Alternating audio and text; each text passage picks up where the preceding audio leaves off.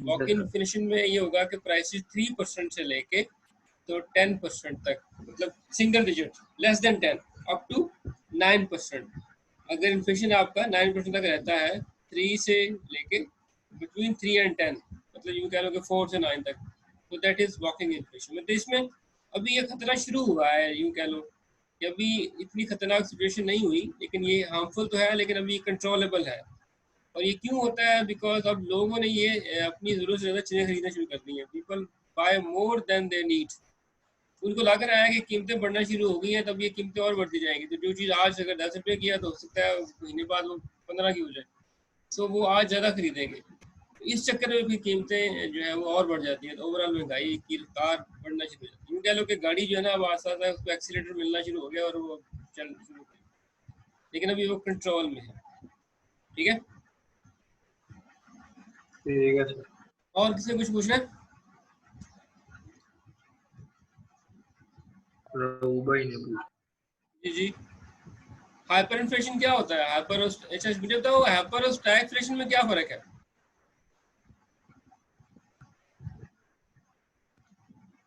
Hyper inflation और stagflation में क्या फर्क है फजल?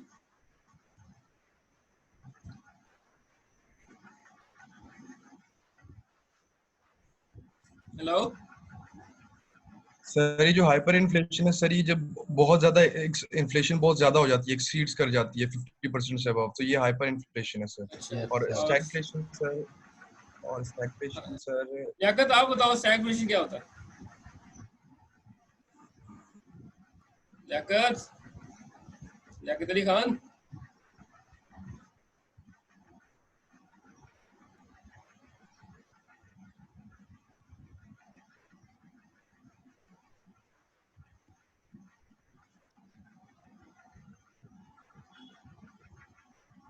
हाँ जी, एनीवन एल्स? मलाइका आप बताओ स्टैगफ्लेशन क्या होता है?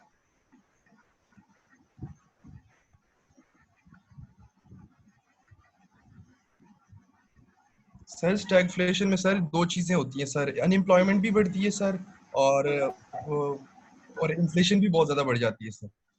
अनएम्प्लॉयमेंट भी बढ़ती है और प्राइसेस भी बहुत ज़्यादा बढ़ जाती हैं, बिल्कुल सही। ये दैट इज कॉल्ड स्टैगफ्लेशन। अच्छा, आज हमने करना है फर्दर, आगे इसमें देखते हैं हम कि कोरफ्लेशन समझ आ गया था। कोरफ्लेशन, हाइफ्लेशन क्या होता है? हाउ टू मेजर ये इन्फ्लेशन, ये हम पहले भी कर चुके हैं। हाउ टू मेजर इन्फ्लेशन, इसमें हमने याद है आपको, हमने दो चीज़ें पढ़ी थी, दो मेथड पढ़े थे। Number one CPI and GDP deflator. ये हम कर चुके हैं, ये हम ऑलरेडी कर लिया हुआ, ये सब नहीं पढ़ेंगे इसको। जिसमें एक दो इसको गो थ्रू कर लेते हैं कि जीडीपी डिफ्लेटर हमने पढ़ा था, वो आपको पता है ये होता है ओवरऑल प्राइस ऑफ गुड्स के लेवल को मेजर करता है।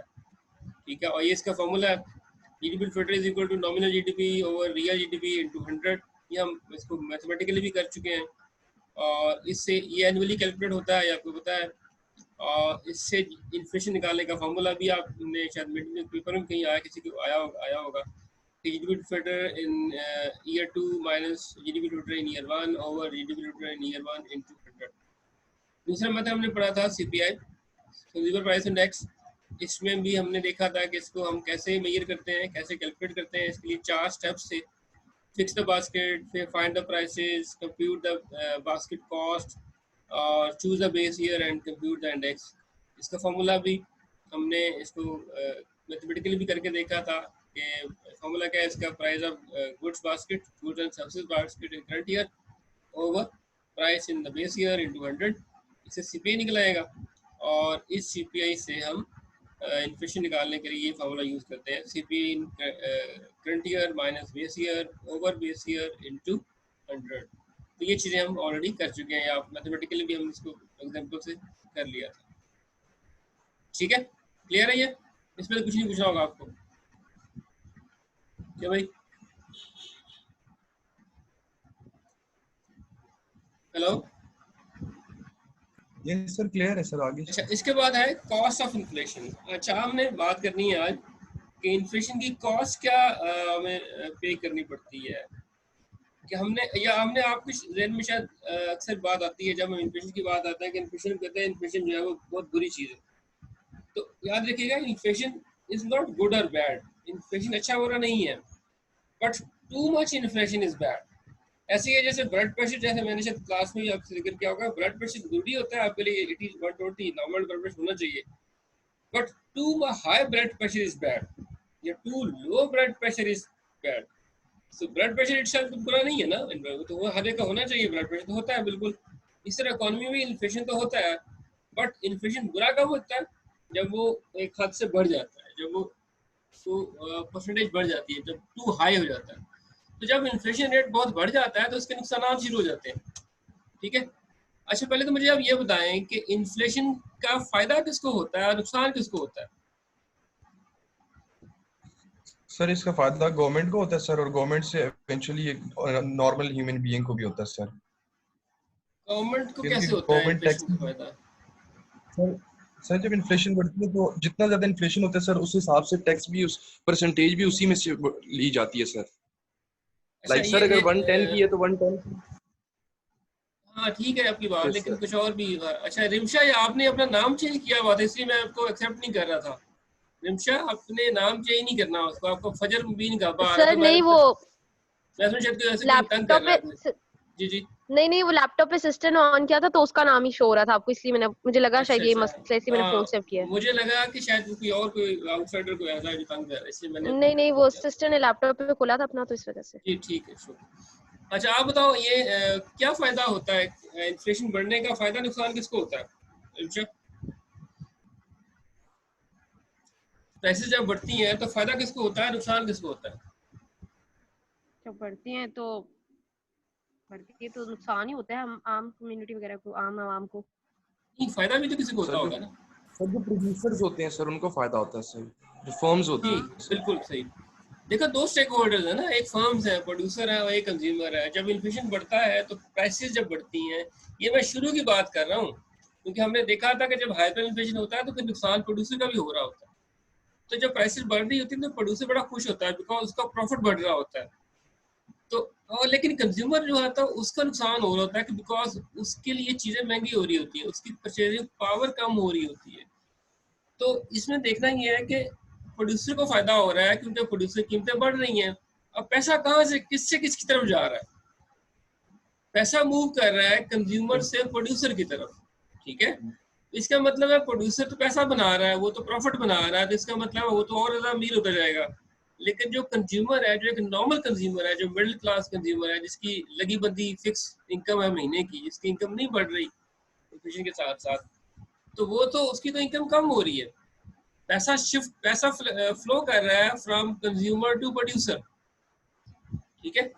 तो ये दो क्लास क्रिएट होगी, एक होगी जो पुअर क्लास बन गई है, एक रिच क्लास बन गई। तो रिच और पुअर का जो डिफरेंस है वो इंक्रीज होता जाएगा, ठीक है। रिच सर और यही रीजन है कि रिच सर यही रीजन है कि रिच रिचर होता जाता है और हाँ बिल्कुल, पुअर रिच पुअर। रिचर होता जाता है और पुअर जो और पुअर होता जाता है। तो that is called income distribution, that is called income distribution. कि पैसे की जो डिस्ट्रीब्यूशन है वो अनफेयर हो जाती है। तो सोसाइटी में एक क्लास क्रिएट हो जाती है, एक लो क्लास और एक अपर क्लास। जो लोअर इनकम क्लास है, जिसकी इनकम फिक्स होती है, वो बेचारे और गरीब हो जाते हैं, बिकॉज उनकी परचेजिंग पावर और कम हो जाती है, वो और चीज़ें कम खरीदने के काबिल होते हैं। जबकि जो रिच क्लास होती है और रिच हो जाती है, बिकॉज पैसा जो होता है वो फ्लो कर रहा होता है पुअर से रिच की तरफ। तो जो जो डिफरेंस आ जाता है आपकी सोसाइटी में, वो डिफरेंस जो है that is called income distribution, that is called income distribution. कि आपकी इनकम डिस्ट्रीब्यूशन अनफेयर हो जाती है, कि rich will become more rich and poor become more poor, तो गैप बढ़ जाता है। पहला इसका नुकसान तो ये होता है इन्फ्लेशन का, क्लियर। दूसरा, फॉलिंग रियल इनकम, आपकी रियल इनकम कम हो जाती है। अब रियल इनकम का फॉर्मूला आपको पता ही है क्या था, क्या है फॉर्मूला रियल इनकम का? Real nominal over GDP. जी बिल्कुल सर जी, nominal GDP is equal to nominal income divided by inflation rate या जीडीपी इंडिकेटर। जीडीपी इंडिकेटर कह रहे हैं, मैं इसको इन्फ्लेशन रेट कह लेता हूँ, इनटू ठीक है। इनटू 100। और इस सारे को हम मल्टीप्लाई करते हैं और डिवाइड करने के बाद 100 के साथ, ठीक है। तो ये आपको बता रहा है आपका रियल जीडीपी का फॉर्मूला है। रियल इनकम का जी रियल इनकम का, ये रियल जीडीपी कह लो, ये रियल इनकम कह लो। अच्छा आप मुझे बताओ, जब इन्फ्लेशन रेट बढ़ेगा तो क्या होगा? रियल इनकम और कम हो जाएगी, ऐसे ही है ना? हाँ, यस सर। जैसे इन्फ्लेशन डिवाइड कर रहा है एलिमेंट, तो इन्फ्लेशन रेट बढ़ेगा, जितना बढ़ता जाएगा उतनी रियल इनकम आपकी कम होती जाएगी। सो इन्फ्लेशन रेट बढ़ने का दूसरा नुकसान ये है कि आपकी रियल इनकम फॉल कर जाती है, आपकी परचेजिंग पावर कम हो जाती है। आपकी जेब में पैसे आज भी एक 5,000 रुपया है और 2 साल पहले ही 5,000 रुपये था, लेकिन 2 साल पहले के 5,000 रुपये की रियल वैल्यू आज के 5,000 से ज़्यादा थी, ठीक है? या आज के 5,000 रुपये की रियल वैल्यू 2 साल पहले के 5,000 से कम हो चुकी है। क्यों? बिकॉज इन्फ्लेशन रेट जो है वो बहुत इंक्रीज कर रहा है, ठीक है? सो इन्फ्लेशन का दूसरा नुकसान ये होता है कि आपकी रियल इनकम कम हो जाती है, आपकी रियल परचेजिंग पावर कम हो जाती है। क्लियर? थर्ड जो चीज़ है that is negative real interest rate. Negative real interest rate. Interest rate क्या होता है ये तो आपको पता है। आपको क्या, बैंक से जब पैसा निकलवाते हो या बैंक में पैसे रखवाते हो तो आपको एक अमाउंट मिलती है, एक्स्ट्रा अमाउंट मिलती है, दैट इज कॉल्ड इंटरेस्ट, ठीक है? आपने बैंक में 1,00,000 रुपया रखवाया, उसके ऊपर वो कहता है जी हम आपको हर साल के ऊपर 10,000 रुपये एक्स्ट्रा देंगे। तो 10,000 क्या है, वो आपका इंटरेस्ट है। या आपने बैंक से 1,00,000 रुपया लोन लिया, वो कहता है जी आपको 1 साल के बाद इस 1,00,000 रुपये के ऊपर 10,000 रुपया एक्स्ट्रा देना पड़ेगा, दैट इज कॉल्ड इंटरेस्ट। ये तो सबको पता है। तो भाई अदिल क्लियर है? ये इंटरेस्ट तो पता है ना सबको क्या होता है। Yes sir. और अब नॉमिनल इंटरेस्ट क्या होता है? नॉमिनल इंटरेस्ट वो होता है जो, अच्छा दोनों का फर्क जरा ध्यान में रखो। रियल इंटरेस्ट रेट एक टर्म है और एक है nominal interest rate. Nominal interest rate वो होता है जो आपको पैसे की शक्ल में इसको पे कर रहे हो। मतलब आपने कहा जी, बैंक ने कहा जी 1,00,000 लोन लोगे तो 10,000 रुपया आपको कैश कह लो आपको एक्स्ट्रा देना पड़ेगा। वो 10,000 क्या है, आपका नॉमिनल इंटरेस्ट है, ठीक है? वो आपका नॉमिनल इंटरेस्ट है। और रियल इंटरेस्ट क्या होगा, उस 10,000 रुपए की रियल वैल्यू क्या है, उस 10,000 रुपए की 1 साल के बाद रियल वैल्यू कितनी रह जाती है, that is called real interest rate. That is called real interest rate. और इसका फॉर्मूला याद रखिएगा, रियल इंटरेस्ट का फॉर्मूला होता है nominal interest rate minus inflation rate. Real interest rate is equal to nominal interest rate minus inflation rate. Clear? तो भाई sir ये जो बैंक इंटरेस्ट देते हैं सर, ये हाँ, इसी वजह से देते हैं कि रियल वैल्यू कम और ज्यादा होती है तो हाँ फिर वो बिल्कुल, उस हिसाब ये एक्सपेक्टेड इन्फ्लेशन रेट से करके देते हैं कि ठीक है इस साल, ये मैं इन्फ्लेशन के साथ एक वर्ड ऐड कर देता हूँ, एक्सपेक्टेड इन्फ्लेशन रेट।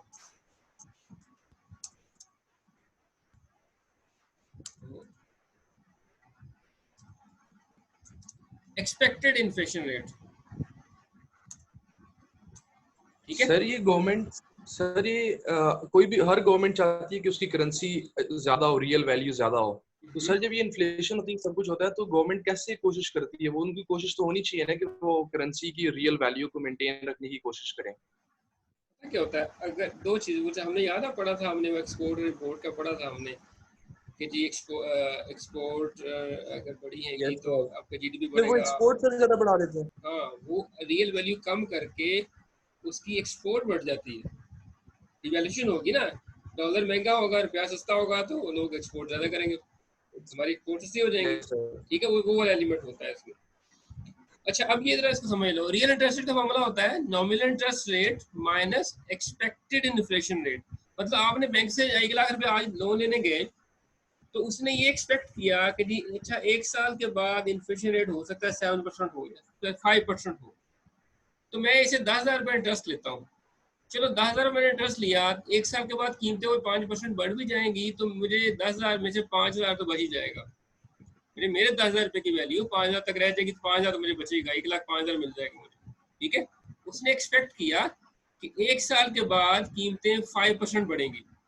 आज उसने एक्सपेक्ट किया, आज उसके आपके पास गए 21 मई को गए और आपने उससे 1,00,000 रुपया लोन लिया, उसने कहा भाई इसके ऊपर आपको 10% इंटरेस्ट देना पड़ेगा। तो उसने कहा जी ठीक है, इसके ऊपर उसने सोचा यार ठीक है, मैं 10% के ऊपर इंटरेस्ट इससे ले रहा हूँ, तो मुझे एक्सपेक्टेशन है कि 1 साल के बाद कीमतें 5% बढ़ेंगी। ठीक है, तो मुझे 5% फायदा होने वाला है। मतलब रियल इंटरेस्ट रेट कितना हो गया, नॉमिनल आपसे चार्ज कर रहा है वो 10%, उसको एक्सपेक्टेशन है प्राइसेस कितनी बढ़ रही हैं 5%, तो 10% minus 5% that is your real interest rate 5%। इसका मतलब है उसने जब आपको 1 लाख रुपया लोन दिया है, उसको रियल फायदा कितना हो रहा है 5%। 5% मतलब 5,000 रुपया। ठीक है, तो वो आपसे 1 लाख, चाहे इसको एग्जाम्पल समझ लो, लेट लोन हमने लिया 1 लाख रुपया बैंक से, ठीक है, उसके ऊपर आपको 10% इंटरेस्ट देना पड़ा, वो कितना बनता है 10,000 रुपया। आपको कितनी अमाउंट देनी है 1 लाख प्लस 10,000 इंटरेस्ट बराबर 1,10,000। ये आपको नॉमिनल इनकम पैसे देने हैं, उसको रुपए की शक्ल में गिन के देने हैं। ठीक है, 1,10,000 रुपया। अच्छा, अब एक्सपेक्टेशन क्या थी उसकी कि इन्फ्लेशन कितना बढ़ेगा 5%, तो रियल इंटरेस्ट रेट कितना कमाया उसने, real interest rate is equal to nominal interest rate minus inflation rate. Nominal interest उसने आपसे चार्ज किया 10%, एक्सपेक्टेशन कितनी है प्राइसेस बढ़ने की 5%, 10 माइनस 5 दैट इज 5, तो 1 लाख का 5% होता है 5,000, तो उसको रियल में कितना मिला 1,05,000 रुपया। समझ आ गई ये चीज सबको?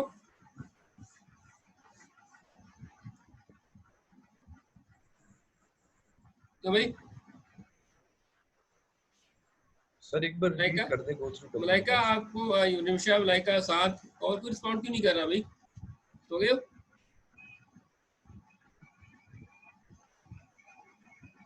Hello Saad, Umair, Liaquat, Hamad, no one is responding. Yes sir. Yes sir. Yes sir. मैं पूछ रहा हूँ, समझ आया ये एग्जांपल आपको? रियल और यस नॉमिनल सर, बहुत इंटरेस्ट रेट, आसान है ये।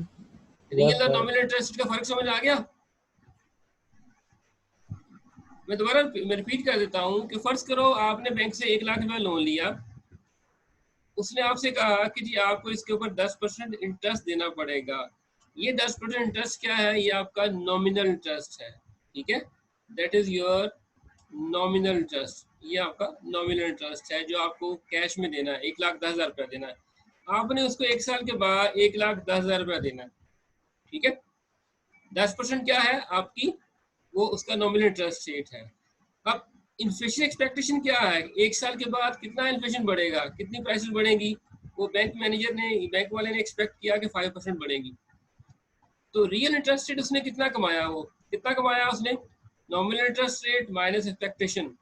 नॉमिनल इंटरेस्ट रेट कितना है, चार्ज कर रहा है आपसे वो 10%, इन्फ्लेशन कितना होने वाला है 1 साल के बाद, वो 5%, तो डिफरेंस कितना आ गया 5%। तो 1 लाख का 5% कितना होता है 5,000 रुपया, तो 1 लाख प्लस 5,000 दैट इज 1,05,000। इसका मतलब ये हुआ कि नॉमिनल में वो आपसे ले रहा है 1,10,000 रुपया, लेकिन रियल में उसको मिल रहा है 1,05,000 रुपया। ठीक है, तो इसका मतलब उसको 5,000, उसको फायदा कितना हुआ, उसको 5,000 रुपये एक्स्ट्रा मिल रहे हैं रियल में। ठीक है, आप जरा इससे नीचे आ जाओ। इसका मतलब ये हुआ कि बैंक में, बैंक वाले को लोन देने का फायदा हुआ है 5,000 रुपया, 1 लाख के ऊपर उसको रियल में 5,000 रुपया एक्स्ट्रा मिल रहे हैं। अब एक इसी को हम आगे करते हैं। मैं कहता हूँ लेट अगेन 1 लाख रुपया लोन लिया आपने, 10,000 इसके ऊपर इंटरेस्ट चार्ज कर हो रहा है, नॉमिनल वैल्यू बन गई 1,10,000 रुपया। फर्ज करो बैंक ने एक्सपेक्ट किया था इन्फ्लेशन 5%, ये एक्सपेक्ट किया था ना, लेकिन ऐसा नहीं हुआ। इन्फ्लेशन तो 5% से बढ़ के हो गया 15%। साल के एंड में प्राइसेस 5 की बजाय 15% बढ़ गई। ठीक है, अब रियल इंटरेस्ट रेट कितना होगा, वही फॉर्मूला, नॉमिनल कितना है 10%, इन्फ्लेशन रेट कितना है 15%, डिफरेंस कितना आ गया -5%। ठीक है, इसका मतलब ये हुआ, अब बाहर तो आपने इसको दिया 1,10,000 रुपया, लेकिन इसकी रियल वैल्यू कितनी रह गई 95,000। अब जो आपने इसको गिन के 1,10,000 रुपया उसके हाथ में पकड़ाया है, उसकी रियल वैल्यू वो 95,000 रह चुकी है। तो बैंक को बजाय के फायदा होने के उसको उल्टा 5,000 रुपये नुकसान हो रहा है। ठीक है, रियल टर्म में बैंक को 5,000 रुपये रियल टर्म में नुकसान हो रहा है। सो that is called negative interest, real interest rate. इसी को हम कहते हैं that is called negative interest rate. Negative interest rate कब होगा? जब आपका नॉमिनल इंटरेस्ट रेट कम हो और एक्सपेक्टेड इन्फ्लेशन रेट ज्यादा हो, तो we will get negative real interest rate, negative real interest rate. Clear है? Yes sir. अब इसका फायदा किसको हुआ? अब मुझे लोन देने वाले को फायदा हुआ या लेने वाले को? लेने वाले को सर। हाँ, लेने वाले को फायदा हुआ और देने वाले को नुकसान हुआ। बिकॉज देने वाले ने 1 लाख दिया था, उसको बेचारे को उल्टा इंटरेस्ट भी नहीं मिल रहा, उल्टा 5,000 रुपये कम मिल रहे हैं। और लेने वाले को फायदा हुआ, उसने 1 लाख रुपया लिया था रियल में, अब उसको 95,000 देना पड़ रहा है। क्लियर है? तो ये नेक्स्ट जो नुकसान हो सकता है इन्फ्लेशन का, वो ये वाला है। सबको क्लियर है? जो नेक्स्ट है कॉस्ट ऑफ बोरोइंग। ये हम बात कर चुके हैं, वही वाली सारी चीज कि बोरो कॉस्ट बढ़ जाती है। जो इसने अगर इन्फ्लेशन रेट बढ़ता जाए कंटिन्यूसली, तो जो जिसने लोन लिया होता है उसको तो फायदा हो जाता है, लेकिन जिसने लोन दिया होता है उसको नुकसान हो जाता है। अगला कॉन्सेप्ट हमारे पास है shoe leather cost and menu cost. ये क्या होती है? Shoe leather cost can be incurred during times of inflation when households and firms make an additional effort to seek out the best deals. These costs are called surge cost. ये क्या चीज़ है? आपको पता है, अच्छी तरह इससे वाकिफ है इस बात से कि जब कीमतें ज़्यादा बढ़ती हैं, महंगाई हो जाती है, तो फिर आम आवाम जो है वो कोशिश करती हैं उन मार्केट्स को ढूंढने में जहाँ से उनको चीज़ें सस्ती मिले। ऐसी है वो बेशक इतवार बाजार, संडे बाजार हो या कोई और बाजार हो या कोई मंडी मार्केट हो, मेन मार्केट हो या होलसेल मार्केट हो, वो कोशिश करते हैं यार जहाँ से चीज़ें सस्ती मिल जाए वहाँ का रुख किया जाए। ऐसी है ना? वो चाहे उसको दूर कोई कुछ किलोमीटर दूर ट्रैवल क्यों ना करना पड़े, वो चीज़ें वहाँ से खरीदी जाती हैं। इस सारे प्रोसेस में आपको अच्छा खासा टाइम लगता है। हो सकता है आपको बाइक पे या गाड़ी पे जनाब घूमना पड़े, आपको पेट्रोल खर्चा हो, आपको टाइम वेस्ट करना पड़े, आपको इंटरनेट पे घंटों बैठ के ढूंढना पड़े कहाँ से चीज़ सस्ती मिल रही है। तो ये जो टाइम लगा आपका या आपकी एफर्ट लगी, that is called shoe leather cost. That is called shoe leather cost. दूसरे लफ्ज़ों में शू लेदर कॉस्ट कहते हैं कि जूते घिस गए आपके।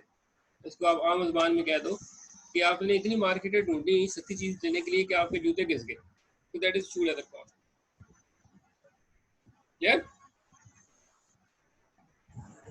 Yes sir. दूसरा है मेन्यू कॉस्ट। अब मेन्यू कॉस्ट क्या होती है कि अब जब कीमतें रोज रोज अगर बढ़ती जाएं तो जो प्रोड्यूसर है उसके भी प्रॉब्लम होती है। उसको बेचारे को दोबारा नई प्राइस रीप्रिंट करनी पड़ती है। उसको अपनी जो पब्लिशर जो उसका होता है, जो पब्लिसिटी का जो मटेरियल होता है, उसके ब्रोशर वगैरह, उसके पोस्टर वगैरह, वो रीप्रिंट करने पड़ेंगे। उसको जो सारा उसने जो स्टेशनरी प्रिंट करवाई हुई है वो रीप्रिंट करनी पड़ेगी। उसको पैकिंग दोबारा करवानी पड़ेगी, पैकिंग के ऊपर प्राइस रीप्रिंट करनी पड़ेगी। तो ये सारी जो एक्टिविटी है, जो कॉस्ट उसको पे करनी पड़ेगी, that is called menu cost. That is called menu cost. Clear? दोनों क्लियर हो गए? शू लेदर एंड मेन्यू कॉस्ट। जी बच्चों, यस सर। All clear? ये बाकी लोग क्यों नहीं बोलते भाई? ये सो जाते हो। अदील, हेलो अदील, समझ आ गई है? जी सर। अच्छा, इसके बाद है ये risk of wage inflation. Wage inflation क्या होता है? Any idea?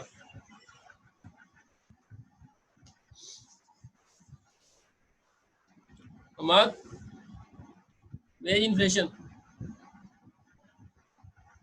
जी हमाद,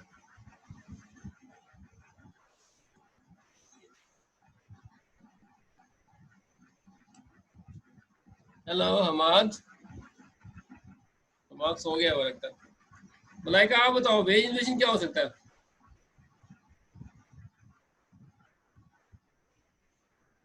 सर जो वेजेस में आई थिंक इन्फ्लेशन आता है कि तनख्वाहें बैंकिंग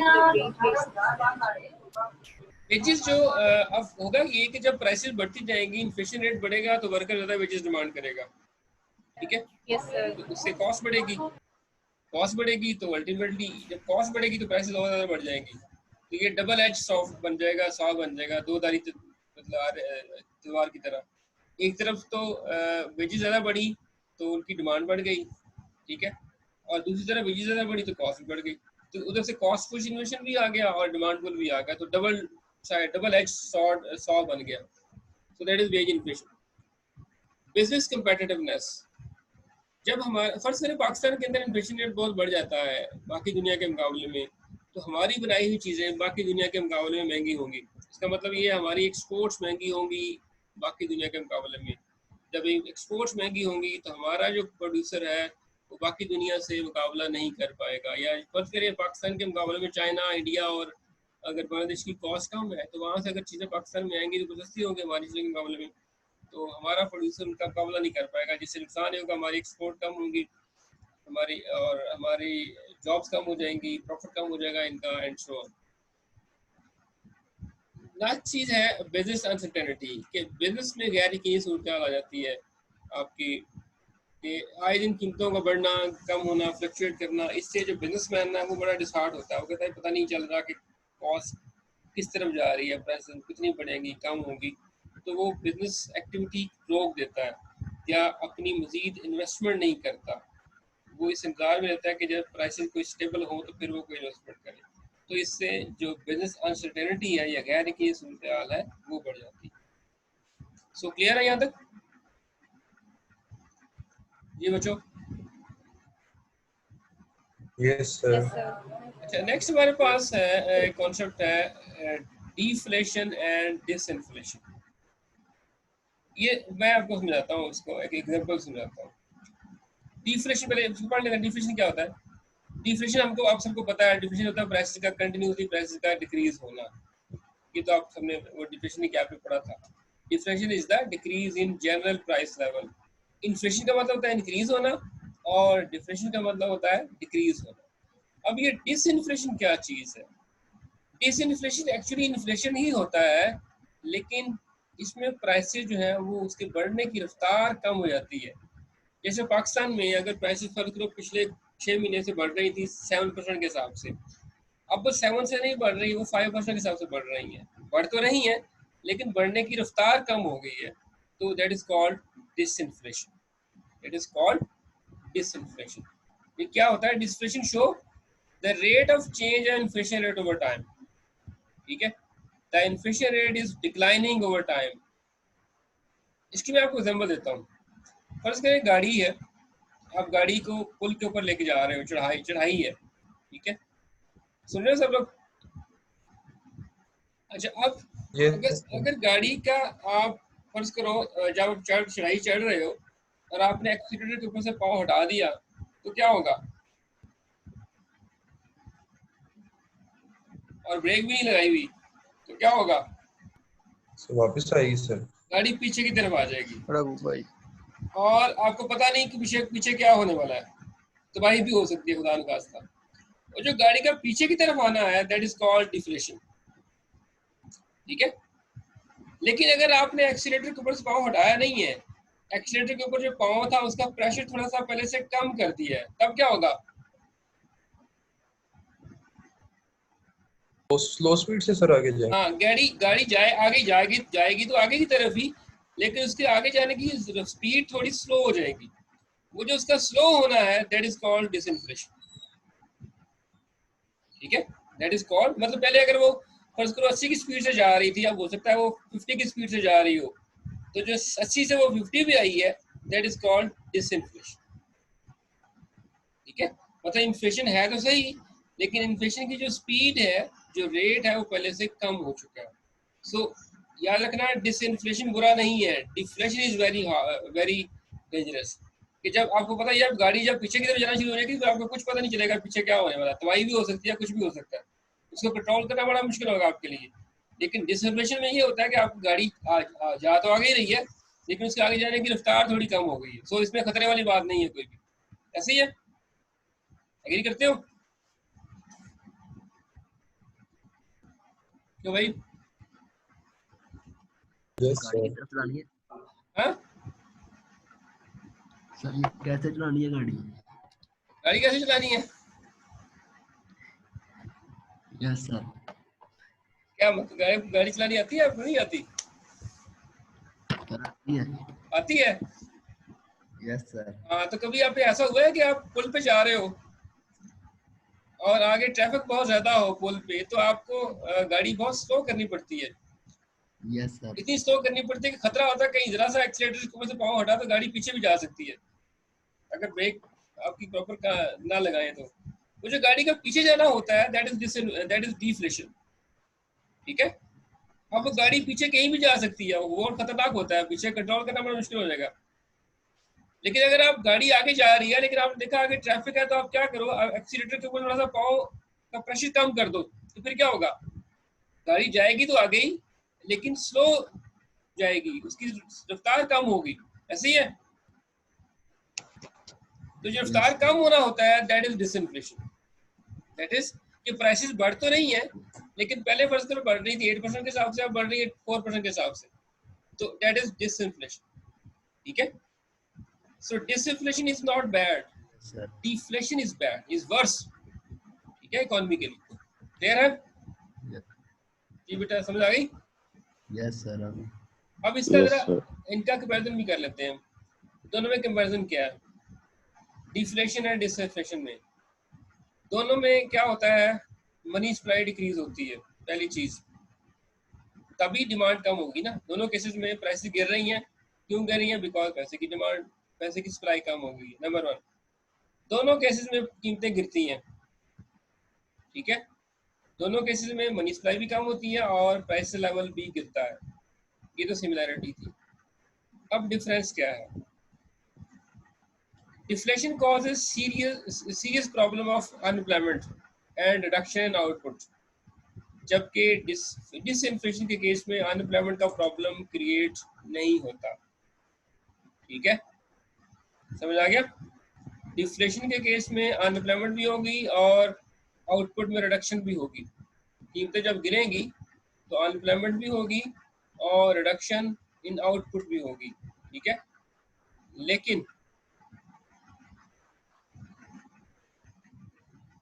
लेकिन डिसइंफ्लेशन के केस में ऐसा कुछ नहीं होता, अनएम्प्लॉयमेंट क्रिएट नहीं होगी, ठीक है, समझ आ गई पहली चीज।